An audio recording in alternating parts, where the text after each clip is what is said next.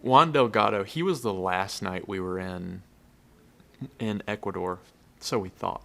And then we got delayed and everything like that. We got to Juan Delgado's place, and then we went out to eat on one of those, like those street side vendor kind of deals. Yeah. I don't know if y'all ever stopped at those. No, it's literally because I wouldn't have done it. Yeah. I mean, like, it's literally like you're driving down a main highway like you would be in, like, I-75. Right, yeah. No, I remember. I know what you're talking about, yeah. And then there's tents on either side. Yeah. And you just pull off at a tent. And you're like, what do you got? That's kind of how it goes. Yeah. So we did one of those. And then we got back and we realized that Juan Delgado, we were supposed to stay with him that night and then fly out of there. San Lorenzo? I think that's where he is. Fly out of San Lorenzo and then land in Quito and then take Quito to Atlanta. And we got to Juan's and he was like, guys, I got buddies coming in, can't lend the rooms. Mm-hmm. And it just so happens, we got connected with his neighbor who is building like this mansion like on the beach. I know, I said on, kind of funny right there.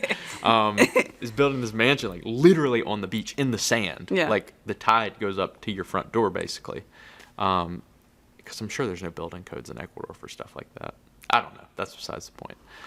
But we ran out of money by that point in the trip. Mm-hmm. And so the only way we could get the rooms was by Shane negotiating that I do real estate photography for this lady. Granted, we're making all these decisions on the fly at like 11 o'clock at night. Right, you're a little delirious. Yeah, and so if anybody's seen the last episode of Behind the Brand in the like part 2 of the Ecuador videos, I mean, the last 5 minutes of that were a fever dream.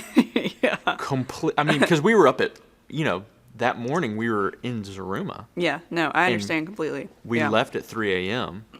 and then drove all the way through, which probably 15 miles, but it's through freaking mountains. It takes 5 hours, yeah. Oh my gosh.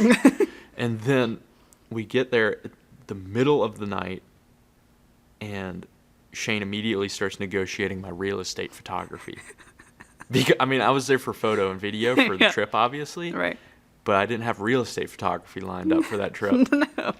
So at about 11 o'clock at night, I'm doing beachfront resort real estate photography for her Airbnb how is side the lighting business. for that?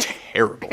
And so you can watch in the episode, like, all of our hair is completely up, right by the beach. We don't know what's going on.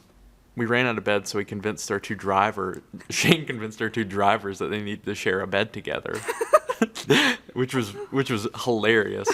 And then it was the 3 of us, me, Shane, and Ben. We all shared one bed because we negotiated rooms, but didn't negotiate that many rooms. Yeah. We got 2 rooms. We got one for the drivers, and then one bed for the 3 of us. Yeah. I think it was a queen too. It wasn't like California King.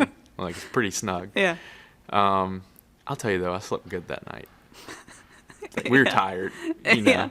Well, and I imagine you'd been staying with Arturo some too, right? Yeah, we stayed with Arturo. We got that rooster and that parrot next door. I didn't have incidents with the parrot. The dog was a little annoying. I think y'all had worse encounters with that dog. Arturo kept him up most of the time. I think Shane did a lot to shield me from the dog? from the dog and from food. And just certain experiences where he was like, there's a lady here. Like, that kind of thing. Yeah. It was an eye opener for sure. Other than that, I can't think of any.